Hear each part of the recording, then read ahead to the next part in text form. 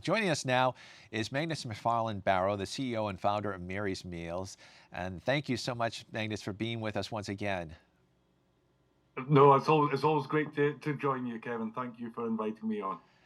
Well, it is Christmas week, and maybe we could start with that and talk about what Christmas means to Mary's Meals. And I know it was established as a fruit of Medjugorje, and maybe talk about this special time of year. Well, yeah, it is such a special time of year for all of us, isn't it? In lots of different ways. Obviously our work belongs to our Blessed Mother, and we think about her and the nativity in a very special way. How our Lord, our hope was born in a stable, and in that place of poverty, hope was born, and yeah, and as we gather, there's so many things about Christmas that resonate with Mary's Meals. Just that gathering and sharing of food together that I'm Yeah. sure we'll all be doing very soon. And the last time we had you on too, you were talking about the famine in Tigray, Ethiopia, and the urgent need for help. Maybe if you could provide us a brief update on the feeding program. I know there was an expansion administered by the Daughters of Charity as well. Yeah, the Daughters of Charity, they just continue to do incredible things in very difficult circumstances. And I think I can't remember exactly when I was last on speaking to you, Kevin, but I think we were probably back then feeding around 30,000 children in Tigray. I just visited and just been really appalled by the hunger, by the number of children suffering malnutrition, the number of children begging outside schools because their schools had closed because of the famine. Really dire situation. And so it's wonderful to come back to tell you today that we're now feeding 126,000 Wow. children every day in Tigray through the Daughters of Charity. And that's just made possible just because of this incredible outpouring of lots and lots of little acts of love, once again, all over the world, supporting that and enabling us to go forward and feeding in so many more schools, over 200 schools in Tigray alone. Children are eating the meals. That's amazing. And you mentioned this too, talking about Christmas and hope. And of course, that's the theme of the Jubilee year as well. The Pope's calling us to be pilgrims of hope. And talk about Mary's Meals being a beacon of hope to so many children from around the world. And I know you're serving in 16 countries right now where Yeah. Mary's Meals operate. But talk about that hope factor for these children all over the world. Yeah, no, it's right at the heart of what we do, Kevin. It's so much about that. We hope's my favorite word. Right back at the very beginning, when my wife and I were driving trucks of aid into Bosnia, we painted on the side "Delivering Hope." That became our slogan. And today, people all over the world involved in supporting Mary's Meals, we like to describe ourselves as servants of hope. And we see it over and over again in places of suffering like Tigray, like Haiti today, like all sorts of places. Um, Communities talk about the fact that there can be no hope when their children aren't in school, when their children are hungry. It's so difficult for them to cling on to any kind of hope. And so often when we begin serving the meals, we see hope enter in. That's what those poorest communities tell us. There's hope again, and they celebrate that. So in a very real way, those of us involved in this very simple work for the poorest children, we're enabling hope to live, to be real in those communities. And maybe for people that are watching here, that are watching this for the first time, us talking to you, Magnus, could you talk about the feeding programs too, and how you work? And you mentioned, of course, and we've mentioned the Daughters of Charity too, but partnering with different people in the countries that you serve, and how it all works together to bring these meals to the children.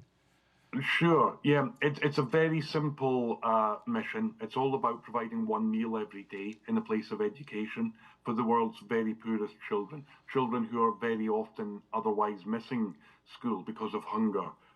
Those children, the ones I described in Tigray a moment ago, who are outside the schools begging, or children who are working, simply trying to survive and missing their education. So that's what our work's all about. That meal that brings the children back into school and gives them hope of a better future. And yes, all over the world, we work through incredible partner organizations like the Daughters of Charity, lots of various parts of the church, local dioceses, other missionaries, and other kinds of organizations too who are working for the poorest and providing an education for them. So very often we partner with them. And those incredible local partners are what enables us to be in those communities in difficult times, because we're choosing to do this work in the very hardest places, you know, in where areas of conflict like South Sudan, like Haiti today, like Tigray, Syria. We serve meals there in the midst of that situation there. And the reason we can do that is because of these incredible local partner organizations. And picking up on Haiti as well, as you mentioned, chronic upheaval there, gangs controlling a lot of the country.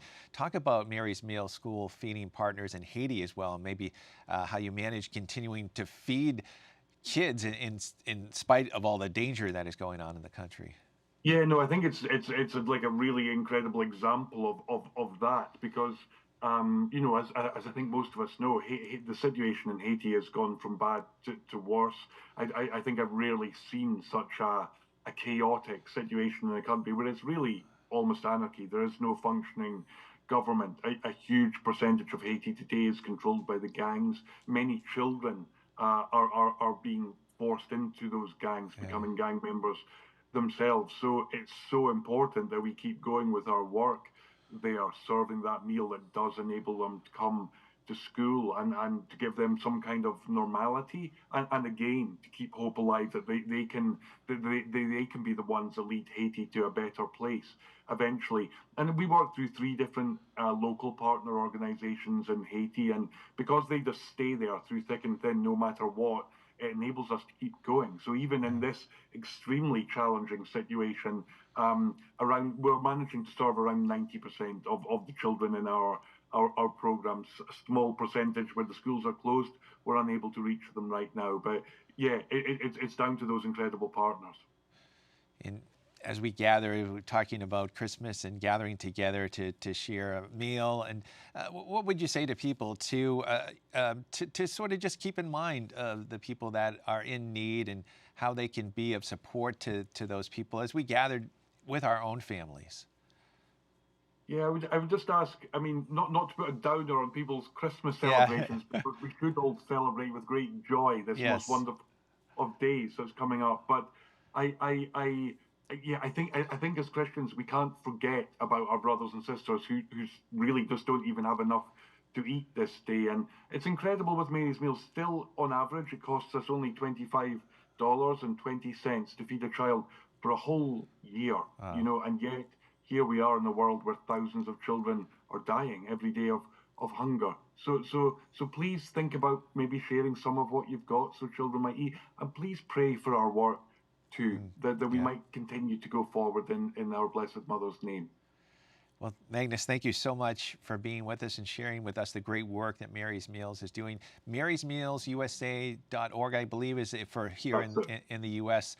So please check it out. Check out the website. Check out all the great work that's being done with Mary's Meals. Have a Merry Christmas, Magnus. So great to see you again. And you, Kevin, and to all your viewers as well. Very Merry Christmas to all of you too.